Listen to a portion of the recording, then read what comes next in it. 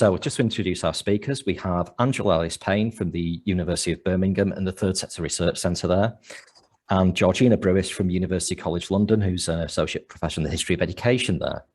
And our two presenters are going to be looking back at the voluntary sector historically and giving us insights of what this tells us about the moment we're in. And rather than me waffle, I'll hand straight over. Is it Angela first? It is me first, yeah. Thank you. Hi everyone, thank you very much for inviting us to speak this afternoon. Thank you, John, for the introductions. I'm just going to share my screen, so if you just bear with me for 1 second while I do that. Is that now sharing? Okay. Yes? Brilliant, thank you. So yes, as I said, thank you very much for welcoming us this afternoon. Thank you to John and to Lucy for organising. Thanks also to Suzanne Martika, who I know couldn't be here today, but whose idea it was to set up the seminar series and invited us today. So thank you very much for that. So you have got George and I here this afternoon, but we should say that we are part of a bigger team. So I just wanted to acknowledge the team that have kind of contributed to this research. So just wanted to acknowledge our colleagues Irene Hardill, Rose Lindsay and Rob McMillan, who are from a various collection of universities, as you can see on your screen there. And what we're sharing today is very much kind of a collaborative effort that's come through that team. You're just, I'm not sure if you're lucky or unlucky to have Georgina and I today to share the findings with you.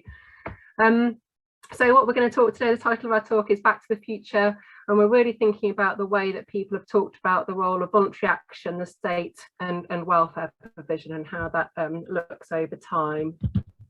So I guess starting in the current moment, I'm sure we'd all agree that coronavirus has really demonstrated that in times of emergency, such as pandemics, such as wars, voluntary action often steps in and steps up as the first kind of response to immediate needs within our community. So as the pandemic has turned everyday life upside down, one constant throughout that really, I think, has been individual volunteers and voluntary organisations stepping in to help those who've been in need throughout the crisis. So March 2020, declaration of a national emergency, a magnitude that we've not really seen since the Second World War. And we've seen throughout the time lots of parallels drawn between the pandemic and the war. Boris Johnson, for example, repeatedly speaks in military metaphors, drawing parallels with the 1940s. We're not aware, nothing that we've seen directly has been gone as far as making the links with the vital role that voluntary action have played in both periods, both the current pandemic and in the war, but it's something that we have thought about. I think also during the pandemic, what we've really seen is long held assumptions about the role and the scope of the state has been kind of cast aside as the government has introduced public health restrictions, economic support schemes, wider social welfare support, really kind of rethinking or at least kind of responding differently in terms of the role and the scope of the state. And then that raises questions, I think, about what that's meant for voluntary action. I think really we can again all recognise that the role of voluntary action in responding to community needs has been widely recognised during the pandemic. And part of the initial response included a rapidly improvised kind of new relationship between voluntary action and the state. A real sense that there was a kind of coming together of different kind of actors to think about how they work together to respond to the rapidly changing situation and the new needs that were arising. I think, however, as time has gone on, perhaps questions about how substantial, how consistent and how sustainable any changes that might have been in that relationship between voluntary action and the state really were. I think over the last kind of 18 months, it's led us to kind of question whether we should see these developments as a break from or a continuation of a longer kind of transformational moment in the development of social welfare and the role of voluntary action within it. And that really, that idea of transformational moments and a questioning about the changing role of voluntary action and the state and others within that really takes us to a piece of research that we have been involved in over the last few years. So our starting point was this idea of transformational moments.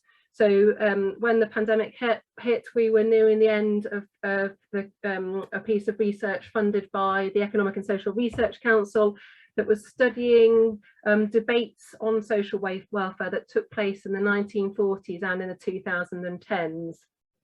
And our starting point for that research was really this idea that the 2010s we were witnessing a significant renegotiation in social welfare provision in England.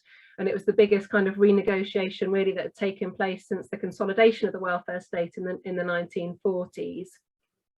So the suggestion was that both the 1940s and the 2010s had been identified as these transformational moments in the development of the welfare state. So there were both periods by which there had been significant shifts in who was responsible for providing welfare.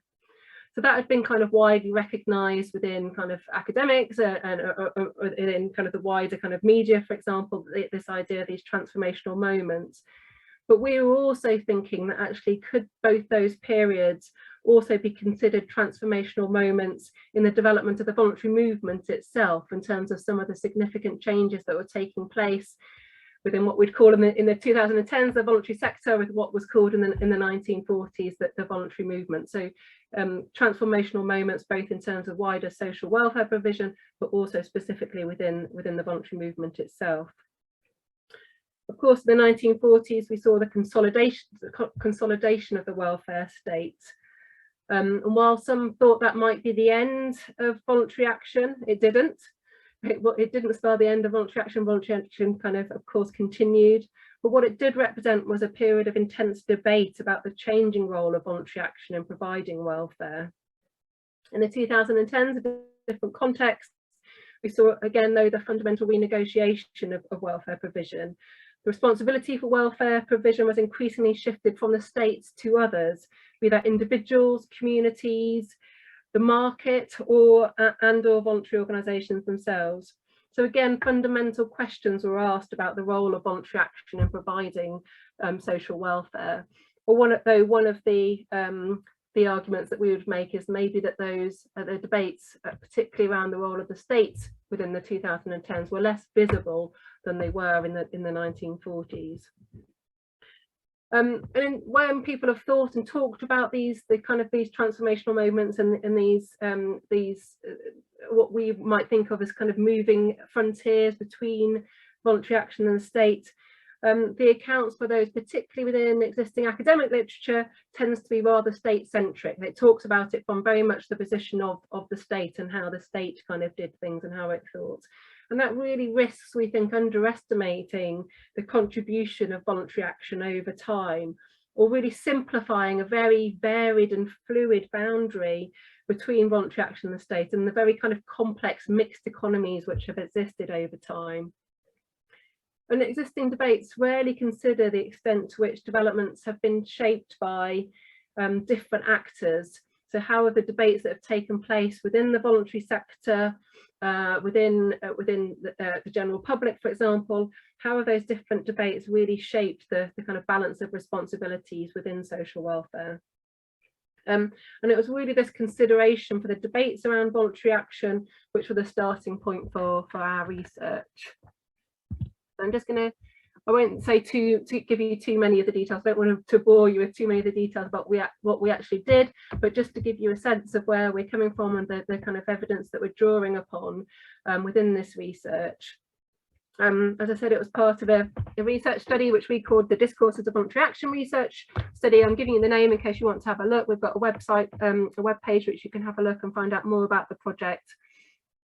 It was an interdisciplinary project, and then we brought together colleagues from history, from social policy, from geography, and from sociology. And I think that kind of bringing together, particularly of history and kind of social science and social policy, is quite unusual, and being able to kind of use kind of historical accounts and contemporary analysis all together.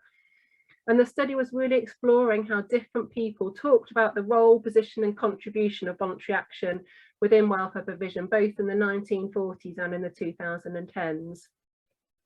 So across both time periods, we're exploring how the general public, the state and the voluntary sector talked, or more often wrote, about the place of voluntary action within welfare provision.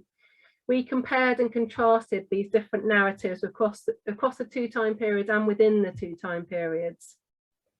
So we were looking at general, how those different actors talked about the role of voluntary action, but we were also looking kind of specifically within certain areas. So as well as looking across the voluntary sector as a whole, we were also focusing on the fields of children's services, youth services and older people services, so we could make a kind of comparison about how those different fields of activity were playing out. So in doing so, we worked in partnership with a number of voluntary sector organisations that kind of represented those fields. So we worked in partnership with Children England for children's services, with UK Youth, but also NICVIS for youth services. There's a lot of change within youth services over the time of our research project. So we started off working with NICVIS, but it changed. They then closed and we worked with UK Youth. We worked with Age UK for older people services, and we worked with NCVO to give us the voice of the voluntary sector in general. And those voluntary organisations, those partner organisations we worked with, were really our main sources for the voice of the voluntary sector. Not that we're claiming that they spoke for the whole of the voluntary sector, but they gave us those kind of windows into what voluntary organisations were saying.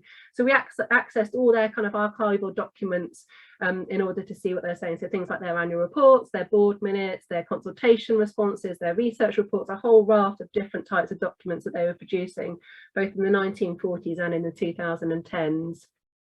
So that was the voluntary sector for the narratives. We then also worked with the Mass Observation Archive and Mass Observation Project to gather the views of the general public through their mass observation directives. And George, maybe you could put in the chat if people are interested to find out a little bit more about mass observation.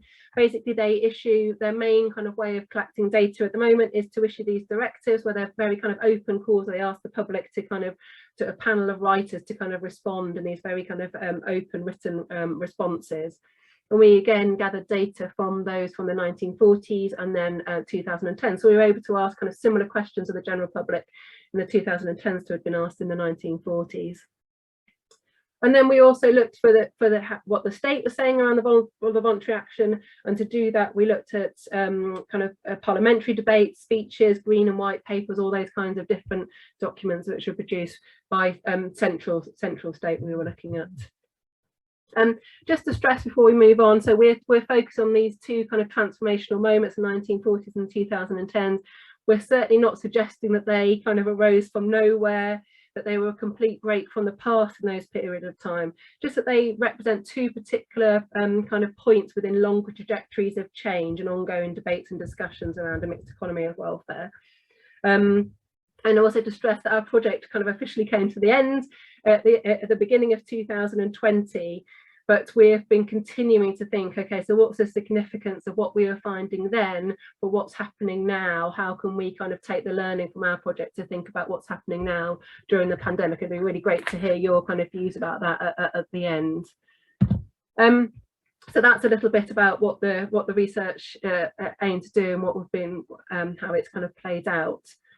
So I'm going to spend a little bit of time thinking with you about how people talked about the role of voluntary action in welfare provision. Of course, there's lots of different ways in which people talked about what they think the role of voluntary action, what they think the role of voluntary organisations are within social welfare, and we identified lots and lots of different things that people said about it. But cutting across that, we identified these two cross-cutting narratives which seem to sum up kind of everything in terms of how people talked about the role and contribution of voluntary action. And we talk about these two narratives as being, people talk about voluntary action as being part of who we are and part of what we do as a society, and I'll tell you a little bit more about that. So first of all, then, this first narrative about voluntary action being a part of who we are. So there's a broad consensus across both periods of time and across all three kind of sets of actors that voluntary action is a fundamental part of who we, the British, kind of are as a society. That voluntary action is a fundamental part of the British way of life. If people are interested, we could kind of unpick that kind of Britishness a bit at the end and what that might mean.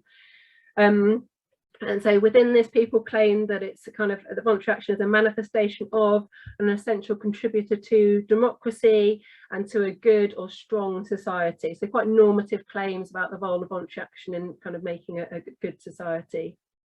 And I've kind of added various quotes here that you can see how that's kind of reflected both from kind of state sources and from voluntary sector sources from the 1940s and the 2010s. So a broad consensus that voluntary action is a fundamental part of democracy in British society, but there are important differences within that. There are differences across the three sets of stakeholders we were looking at. So, for example, amongst voluntary organisations themselves, they tend to focus on voluntary action in this way being part of democratic processes, particularly in the form of campaigning and advocacy. They talk about the role of voluntary action kind of directly contributing to democratic processes through the policy influencing work that voluntary organisations do, campaigning and advocacy work, but also indirectly through their role as being kind of conduits for democratic engagement amongst their members and service users and beneficiaries. So a real kind of emphasis on that democratic contribution of voluntary action from the voluntary sector itself. Amongst state actors, the overarching message is the same, but there's less sense of kind of challenge within that, recognition of voluntary action as being important for challenging and kind of contributing to democracy in that way. Instead, they seem to focus more on voluntary action as kind of helping, being part of the British way of life. And I guess you might make the links to Rishi Sunak's comments about the gentleness of charities here, for example, and some of the response that was seen to that. And then again, differences within the general public. Here, less of a sense of kind of certainty about how voluntary action kind of contributes to kind of democracy and society in the same way. The way that they talk about general public tend to talk about it is in terms of voluntary action being an expression of concern, care, duty, and kind of personal responsibility. So again, part of kind of this national instinct, part of who we are, but with a slightly different kind of emphasis within it. And indeed, amongst some members of the general public, we saw this kind of sense this is quite problematic because it can be seen as being paternalistic within that. The differences within this amongst the different actors, also differences over time. Again, kind of a consistency in terms of recognition of this overarching role, but with differences, and particularly I think in the 2010s, what you get is a much more combative kind of tone to the debates. A recognition, so a kind of a talk around the role of voluntary action in representing, defending, challenging, fighting, battling, tackling, holding to account that you just don't get in quite the same way in the 1940s. And I guess this comes in part due to heightened concerns about the erosion of rights and transfer of responsibilities to individuals and the need to uphold those rights amongst the voluntary sector, but also more defensive concerns within the voluntary sector itself about the role of voluntary action and democracy being under threat. And so the kind of lobbying act and things like that, and how it's making voluntary organisations concerned about their ability to speak out and taking part. So overall, voluntary action is part of who we are, but it's changing and it's potentially under threat, according to some. Second narrative then we've identified, and I realise I'm probably talking too long, so I'll try to do this very quickly so George can have her turn. Voluntary action, not only part of who we are, but part of what we do. And here we're really thinking about the role of voluntary action in the provision of services and activities to meet need. And again, we see this very clearly across both time periods and across all sets of actors. There's recognition, lots of reference to, in the 1940s, to the role of the voluntary movement being of service to the nation. It's particularly around meeting kind of unexpected and evolving needs within wartime, but also more generally the kind of contribution of voluntary organisations more generally to different kind of needs within the war efforts, for example, and meeting new and emerging needs. During this time in the 1940s, lots of emphasis on the role of voluntary organisations innovating, finding new ways of meeting needs, supplementing the role of the expanding state, and around kind of the distinction around voluntary action being about humanising services, whereas the state is seen to kind of being more impersonal. In the 2010s, again, kind of recognition of this role around voluntary action in service provision, but particularly kind of recognising a growing role of voluntary organisations in public service provision. Still talk of innovation, but again with a slightly different emphasis within it. So, for example, some concerns being raised by voluntary organisation about what that innovation looks like and how it's being driven. So, for example, we've got a quote here from UK Youth who's suggesting that innovation driven by the cost savings are not always in the best interests of service users for them, young people. So, the suggestion was it wasn't that the voluntary sector was innovating out of choice, but out of necessity due to kind of funds being withdrawn. So, again, kind of a consensus over time around the important role and contribution of voluntary action to the provision of services to meet needs, but kind of differences within them. And again, kind of what is consistent across both times is a recognition or a suggestion that this role could be strengthened, but differences over time into what that strengthening looks like. In the 1940s, the suggestion was that it was about kind of increasing capacity within voluntary services through training, but also about regulating the sector more. So then, and the kind of state moves to put in place kind of ways to regulate the sector as a response to that. In the 2010s, again, we see questions of kind of quality and capacity and regulation, but also a new emphasis now on kind of a need to strengthen leadership and strengthen governance. And we can see that within the way the state talk about voluntary action, but also within the way that the voluntary sector itself says it needs to kind of improve in what it does. So I'm going to move now to hand over to George. Again, just to kind of stress that across both time periods, we kind of have this kind of consensus around voluntary action being part of who we are and what we do, but also kind of subtle differences about the nature that takes. So over to you, George, to pick up the thread from there. Thank you. Thank you. So another kind of overarching narrative that we discuss and we write about in our book that we've kind of bring all this together, this is obviously a very quick run through some of these very large topics, is this idea that voluntary action is really central in responding to need, to changing and to growing need. And both of the two moments that we looked at, so the 1940s and the 2010s, are quite significant in terms of identification of new social welfare needs. Both kind of identification of new need potentially caused by the dislocation of war in the 1940s, but also the uncovering of existing and ongoing need. For example, in the 1940s, there is legislative changes that mean that older people's welfare comes really to the forefront of public understanding of need. There's a kind of huge unknown set of older people that are living in poverty, have poor housing, and that's really revealed by changes to welfare, which means that old age pensions are suddenly available in a way that they weren't before when there was the poor law, and suddenly hundreds of thousands of people are coming forward to claim these old age pensions because they are poor and they're in need, but they were completely deterred by the stigma of the poor law from doing that. So suddenly everybody's talking about older people, and that gives rise to the creation of the organisation that becomes Age UK, that was at that point is known as the National Older People's Welfare Committee.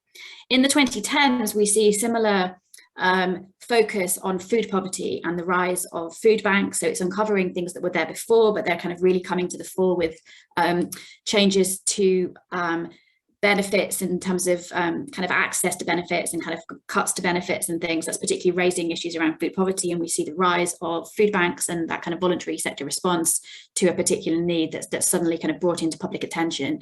And we argue in our book that kind of the rise of this food bank kind of becomes this kind of real motif for austerity Britain, this kind of symbol of everything that's wrong with austerity Britain in one sense for some, and particularly that links to individuals' political views on this. So the views, particularly in the 2010s, have become increasingly polarized around need and who is in need and who deserves state welfare and who might deserve charity. So you can see some quotes that we've illustrated here. These are from our mass observation questions. As Angela mentioned, what we did was we asked in 2018 the same questions that were asked in 1947 by mass observation. So we got a set of data that's effectively interesting then to analyse, because we're asking the same questions, but we're getting quite different responses. In the 1940s, there's definitely this sense that there is need that needs to be met in a way that hasn't been possible before, and that is largely by a greater role for the state. So the state is needed because it's no longer possible to have healthcare provided purely by voluntary organisations and sort of in some cases by the state, but there aren't kind of isn't a national health service. So there are also issues around things like pensions, national insurance, increasing that income and creating a much bigger coverage. There's a huge amount of private coverage going on in the 1930s, but there's a recognition that neither the private sector nor the charitable sector can possibly cope with the actual levels of need, and so the state is something that needs to be brought in, and that's something that cuts across political views. So you see conservative writers as well as Labour voters or Liberal voters in the 1940s recognising that there needs to be this kind of minimum provision, and that's a kind of needs to be this collective response on the part of the nation to need and to meet that. In the 2010s, though, we have this kind of more kind of polarised views, which does seem to split to some extent along political lines. So there's this view that the government is reneging on its commitments in the 2010s to its citizens, and that charity is kind of having to step in and step up and kind of take the place that some people think the state should be providing. But also you have this more polarized view from more kind of right-wing respondents to our questions about the state being this, this is a quote here about it being a place of first resort rather than last resort. So it's not kind of minimum state safety net, but people are turning to it and they shouldn't be. Now, of course, this is a very simplified sort of view of this. It's really worth saying that the views are not consistent or coherent in many cases. So you could have mass observation writers talking about how it's very unfair that they're having to cover the costs for older people's care, for example, in their own families or potentially for their own needs themselves. But equally, in the next breath, they're kind of criticising other benefits that are being given out to other people, particularly younger people. So we do see this kind of age and this kind of generational divide that's brought through some of the writing as well. Can you move to the next slide? So the other kind of this other theme around that we wanted to talk about is that the voluntary action and the voluntary sector always works hand in hand with others. And this is an idea of partnership that runs across all kind of narratives from both periods of time, but there are quite clear differences between the two time periods. So in the 1940s, this language of partnership is everywhere. I mean, literally in every document we could read this idea that that there should be a partnership between the state and the voluntary movement, that this is something that the National Council for Social Services, so the forerunner of NCVO, was very clear to say they took on themselves having this special responsibility for promoting partnership between the state and voluntary effort. And it's partly to do with this identification of the huge kind of level of social welfare needs that leading to this kind of growing understanding, this recognition that it cannot be done by either party. Charity, voluntary action cannot alone solve these needs, but nor can the state. And it's absolutely a recognition in the 1940s, particularly in a context initially of war and then post-war austerity, that the state can't do it all either. And the state itself is kind of reaching out to the voluntary movement, and that's very much built into the legislation of the welfare state in the 1940s. There's an absolute place for voluntary action to remain there. And that's quite kind of important. So we suggest the 1940s is not, while it may have been dismissed by some as a kind of period of decline for voluntary action, actually it's really a period of consolidation, a period of voluntary movement, absolutely questioning what its place is going to be, but really trying to kind of argue that it does have an ongoing role to play, and that is borne out by being really embedded into the legislation that evolves. And that this, using the language of partnership and strengthening, can put it on a kind of even kind of plane with the state. So in the 2010s, there's then a shift, and the term partnership is not really something that's used. There is a kind of shift to terms around collaboration, working together, but we would suggest that that's really a kind of some kind of smoke screen for really what's very an antagonistic collaboration. So there is a kind of greater range of actors that are involved in the provision of welfare. This is something that's been developing since the 1980s, of course. It's not kind of new to the 1910s. And we also should say that we know that by picking these two decades, we're not ignoring the developments in the intervening decades, where there is generally a shift towards the state, and then that kind of starts to recede away again. But certainly in the 2010s, the language is of others getting involved, individuals, communities, families, as well as the market, as well as private sector providers. And there is this continued recognition that the voluntary movement, voluntary sector and the government still need to work together, they need to collaborate, but actually there is this kind of growing antagonism that we identify really visible in the mid-2010s, when there's this kind of quite tense relationship. Actually, there's a series of this sort of high-profile charity scandals. There's the government bringing in the Lobbying Act and things like contract clauses, and kind of high-profile statements by ministers urging charities to stick to their knitting and similar things like that. So we've identified this period really as this kind of antagonistic collaboration, with a breaking down of a system that had been really kind of almost at a peak in the New Labour years, where there was a lot of kind of partnership working, lots of things that were less legislatively built in, and agreements that were built in.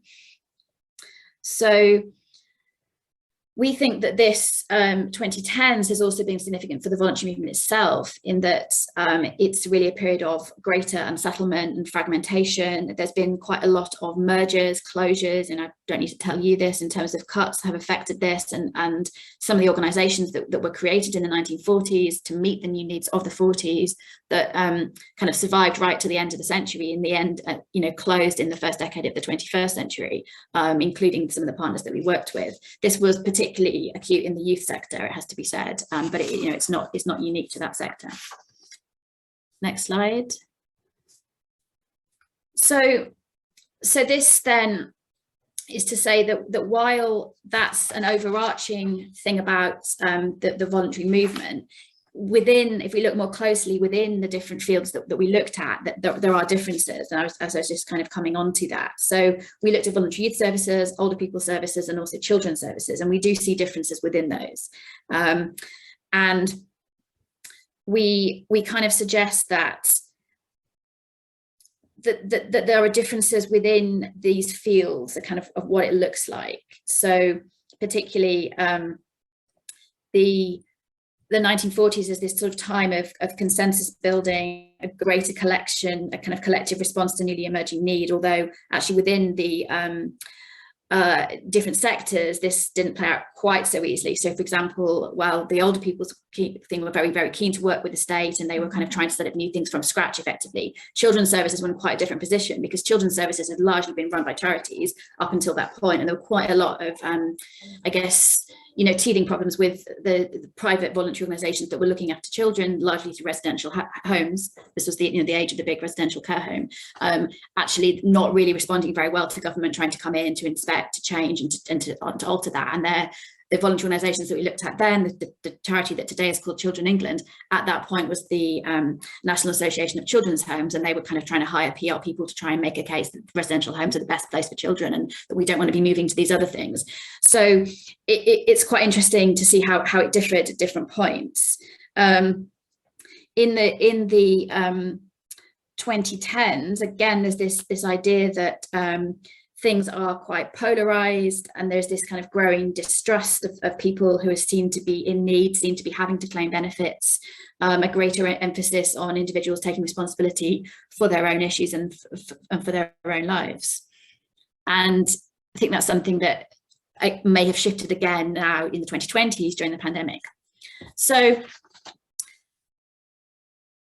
this idea of voluntary action is that its place is really contested, but that in the 2 decades that we explored in detail, voluntary organisations, the voluntary movement itself, is really deploying what we call particular narratives in order to make room for voluntary action. So they're trying to effectively make a case that the voluntary movement, and we use that term because the voluntary sector is not quite accurate for the 1940s, and that we've looked at how they do this in particular ways, and particular narratives that they kind of use to be able to intervene in these moments. And these 2 decades we do consider to be transformational. Basically everything was up for grabs, so there's a space here for voluntary organisations to make particular cases. So in the 1940s, it's quite interesting how they do this. They do this really by appealing to history, by saying, look, we've been providing these services for hundreds of years, and we're absolutely integral to how Britain works, to all those things about, we provide services, but we're also this place for democracy and for kind of people to live the good life through their participation in voluntary organisations, because it's voluntary, it's open, it's democratic, as opposed to what of course is they're contrasting this with, which is fascist Europe, with which Britain is at war. And they appeal to history in really, really interesting ways. And you can see the same actually for the 2010s in some organisations. So for example, Children England actually use their own history in quite an interesting way. They're kind of rewriting their history and saying that they were absolutely in there at the start of the welfare state, and that they were sort of shaping and building the welfare state, and that now they want to be defending the welfare state that they helped create. Likewise, you know, Age UK it continues to make the case that older people are you know, a significant social group that has been historically overlooked, and they were doing exactly that in the 1940s in terms of really bringing this to bear, but they were doing it then very much with the state as a key kind of as a key partner, and they were working very much hand in hand to create solutions together. Whereas now, or at least in the 2010s, they maybe were in a slightly different position vis-a-vis the states. They've moved to a more of a kind of outsider position as opposed to an insider position. In the 1940s, what's very interesting is you have MPs who are also, you know, the chairs of charities, and they're very, very involved in the running of those charities. So not just kind of figureheads, like they may well still be patrons today, but they're absolutely not running those charities. But back then they really were, and there was this big kind of transfer of individuals. And so it becomes, they're looking at older people's services as a field of action, as opposed to looking at what voluntary action does and what the state does.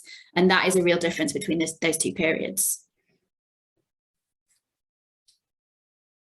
And so these are kind of very unsettled fields, and we write about this kind of in a bit of a kind of theoretical way in the book. We talk about how they're using terms to make them seem distinct, significant, independent, trustworthy, and that they kind of really using these particular terms, and they're doing this in very strategic ways in order to kind of make the case in a time when things are kind of shifting and these moving frontiers are happening. Angela? Okay, so we're going to finish now with a sort of attempt to sum this up. What's really interesting, of course, is that we had done all this research and we were about to write the book before the pandemic hit, and that really kind of jolted us, because we felt that we had understood that there was something in the 2010s had happened, but now we really see that it's, you know, really changing again in the 2020s, and that very unsettled period is going to continue into the 2010. So we've tried to kind of summarize some of these overarching points in this table. As obviously is incredibly simplified, and I should say that. 1940s political context then is broadly a shift to the left. The election of a Labour government in 1945 is a kind of key point around that. Not to say that there isn't still, you know, obviously committed Conservatives within that period, but there is this kind of broad shift and a broad recognition that that there needs to be a more collectivist spirit, and that there are certain things that individuals can't do for themselves, and so there has to be the state stepping in. And it is in fairly clearly defined areas. So it is in things like national insurance, in healthcare, to some extent in work for some groups of society, but there's still a recognition that charity should be looking after others. So in the 1940s, charity is still kind of responsible for certain groups, particularly people with disabilities, and kind of certain groups that are deemed kind of morally more reprehensible, and you know, those would be the terms that would be used. So there is a kind of core groups that people don't think should be looked after by the state. Of course, that then changed, and disability became one of those key things, I think. And we characterize the relationship between the state and the voluntary action for the 40s as a pragmatic partnership.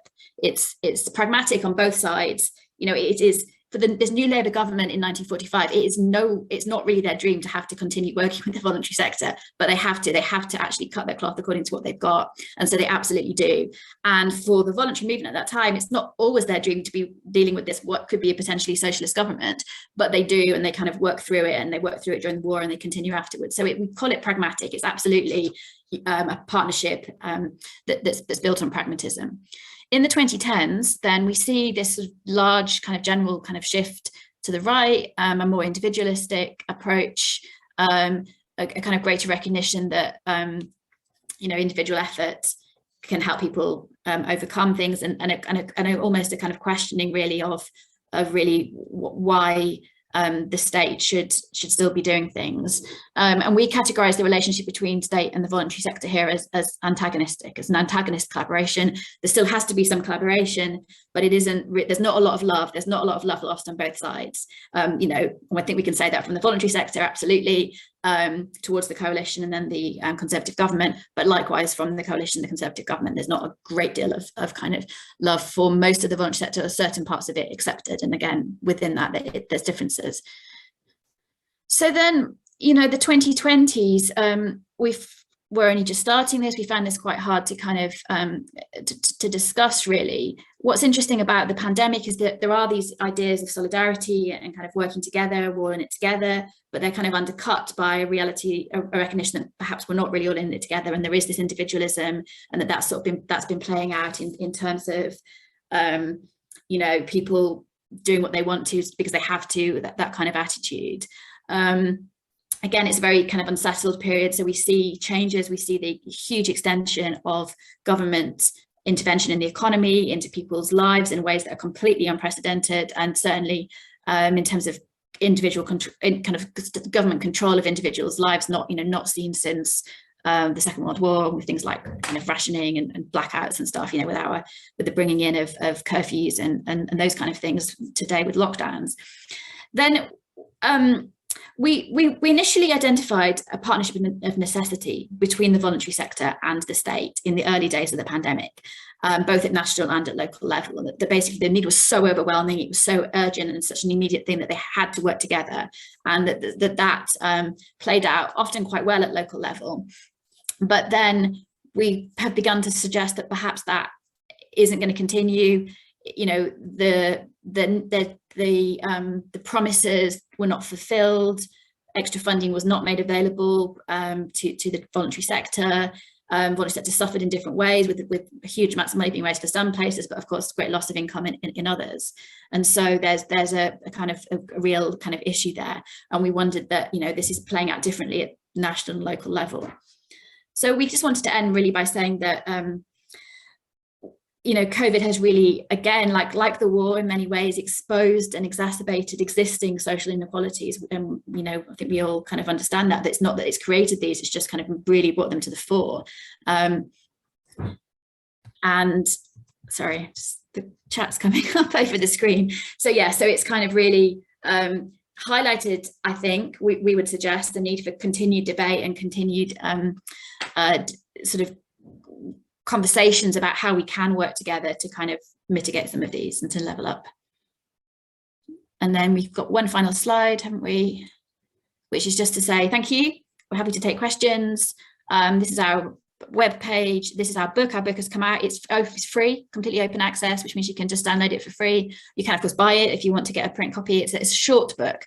There's only 50,000 words. So that's half the length of a normal book. So it really isn't big. And when it came in the post, we were like, oh, it's really small.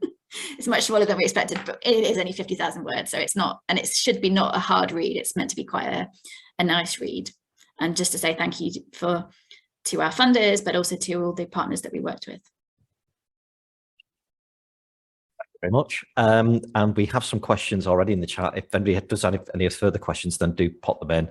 And I think certainly we've got questions from Kat, Dave, Chris and Kat again. And I've got a couple of questions myself, and you'll know we run out of questions if I ask the second one. So I'll just get ask check kind of chair's privilege for the moment, and just, you mentioned then at the very last point about some of the the relationships playing out differently in local government and national government. Was that reflected in the 1940s in that sense of the different parts of the state have different kinds of relationship? And is it the same tension that exists now, or was it a different kind of tension? That's a really good question. I actually should have said that. Well, we argue that in the 2010s, actually, that pragmatic partnership operates both at local and at national level. Sorry, in the 1940s, it does operate in similar ways, actually. That there is this. What's interesting is this sharing of personnel. So you have kind of state, you have people working for local authorities, councils, and you have people working for, or people, you know, volunteering for voluntary organisations on the same committees, working together. That's what very much that model of the older people's welfare councils were. At local level, you would have something that was then replicated at national level, and you would have, you know, it would be different. So at national level, you would have government departments and civil servants from the state coming and meeting with those running the voluntary movement, and at local level it was kind of the same. What's so between the national level it was different. I think it's what I'm trying to say was that some local level it worked better than in other places, of course, and we know that. So, you know, and there were some local authorities that had much longer experience of working together, particularly a lot of them built on the experience in the Depression, when the government did channel a huge amount of money to local voluntary groups via NCSS, particularly so there were greater partnerships and greater sense of working in some parts of the country than in others, I think. We should stress that we really, in the work we did for the book, it really did focus at a national level. So some of the organisations that we were working with did operate at a local level, but it was mainly the national level. So we probably can't give a fair answer to that in some ways, because whereas now we're working with at a local level as well as at a national level, although we've got a sense of it from the 1940s, we were less directly kind of able to access that kind of evidence. So I'll just go into the chat and picking up on Kat's first question about what is a British way of life. So it'd be interesting to, I mean, that's a whole seminar itself. But it'd be interesting, was that a contentious term in the 1940s? Was that something that was trying to be created? Did people recognise it in the kind of post-war period, or was it contentious in the same way? They didn't even bother to use the word British, they just used the word national. I mean, this is to some extent, of course, they're meaning English, really. They're not meaning British in the way that we might think of it. That, you know, the National Council of Social Services, but actually its remit is England. You know, that's repeated throughout all of these organisations, that they're really only talking about England, even though, and they're talking about national meaning British people, I suppose, but also, of course, this is an imperial context in which the Greater Britain extends around the world at this point. And so it's used quite uncritically, I think. I think that's what we're trying to say. And I think it still is today. You know, you see this in the House of Lords debates on charities and stuff. They use the terms national without really kind of going into it. And they're not, and of course, they're not really looking at the diversity within what the nation is at either point. They're just using it as this kind of, you know, voluntary action charities core to the national character. Those would be the types of phrase that would be used. Thank you. Got a point from Dave Bevitt, who talks about state welfare or social security. Language is important. I certainly remember working in advice services in the 90s, being told not to use the word welfare because welfare was seen as ideological very much at the time. We talk about the creation of the welfare state in the 40s. Was that seen as welfare, seen positively, negatively, or viewed in the same way? Yeah, and it's worth saying that William Beveridge didn't use the term welfare state. You know, he is kind of social service state, social security state. So those are, are terms that would have been used. But increasingly, it's we use it to describe that kind of consolidation of welfare services. So we use it in that way. And in the book, we're kind of, I guess, like a bit more specific about what we're referring to for each point. Thank you. Do you want to come in on that? Yeah. No, I was just going to say, in some ways, a lot of what we pick up on, particularly in the 2010s, isn't specifically the way that voluntary organisations in particular, the narratives we're looking at, they're not specifically looking at welfare. They're talking about their roles much more broadly. And we're kind of analysing in a way which looks at, okay, so what was it that they were doing around this, and how can we read from what they're saying more generally in terms of what they think their role is in social welfare. In some ways, it was quite surprising how little, relatively little, they talked about some of these things directly. There's a lot of indirect talk, but maybe less direct than maybe we thought there would be. And looking through, Chris makes the point about changes to kind of economic models in the 1970s and the kind of development of kind of charging for services and that kind of a market-based approach, which I think becomes more widely about market engagement with voluntary organisations commissioned on a market as well. And it becomes much more of a charged service kind of approach. So in terms of picking that up in the 2010s, how much of a shift is there? Or, you know, is it something that's already well established by that point?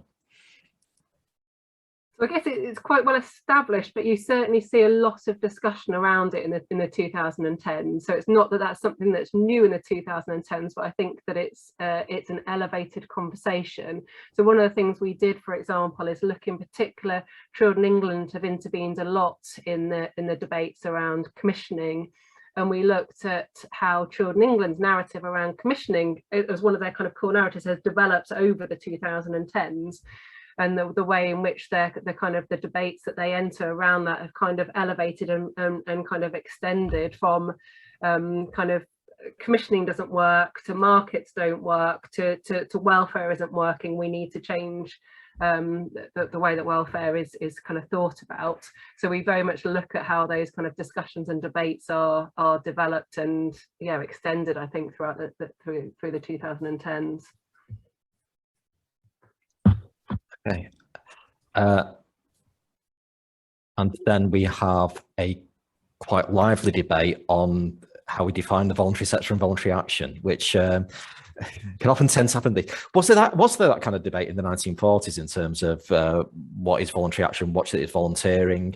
I know quite a number of cases where there'll be different kinds of communities, and somebody makes the point of being involved in an international development or international community organisation outside the UK. They don't see volunteering, and we know that certainly working with some minority ethnic communities, faith-based activity they don't want to describe as volunteering.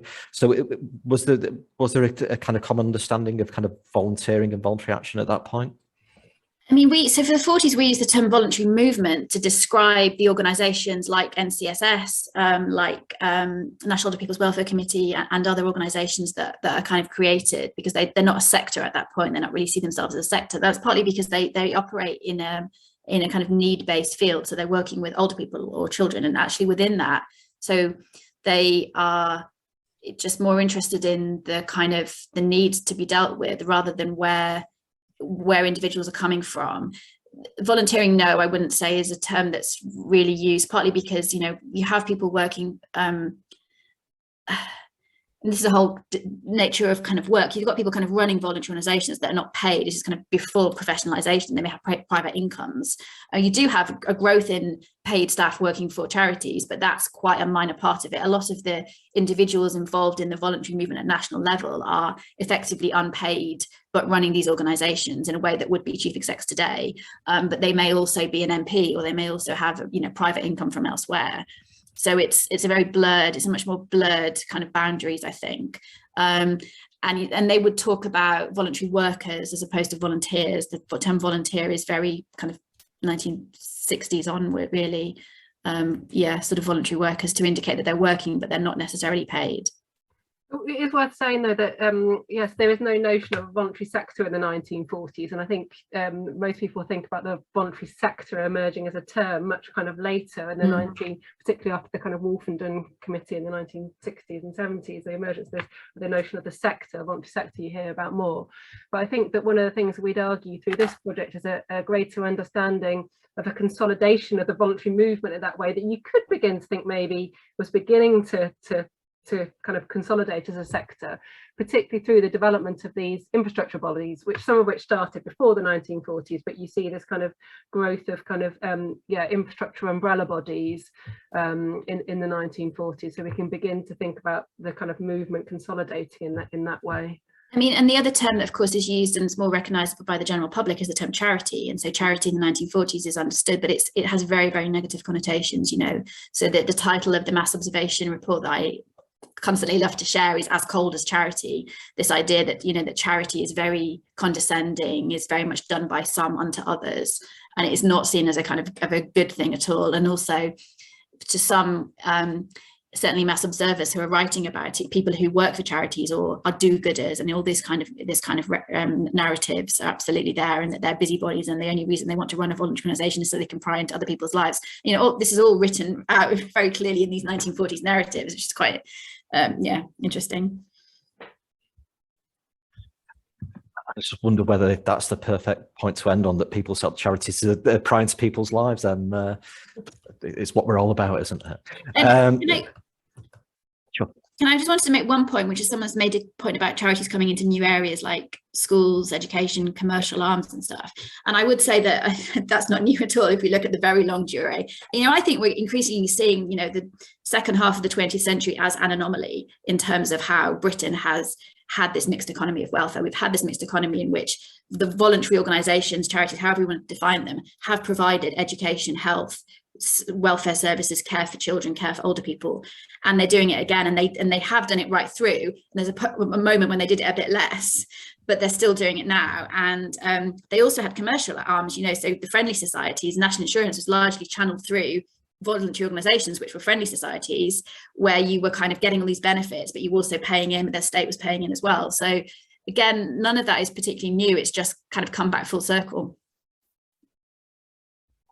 That is probably a better place to end it in terms of seeing that cycle. Thank you very much, and thank you for everybody for joining us. Thank you for your energy, and thank you for having a debate in the chat as well. It's what it's there for. And thank you to Georgina and Angela. At this point in an event, we'd ask you to give a round of applause. I think there's a reactions button in which you're able to clap. I'm generally asking people now to drop a W in chat. People who play video games will use W to signal win. So if you want to put a W in chat, then or press the applause button, as I am doing now, then go for it. But thank you all, and hope you have a great rest of the evening.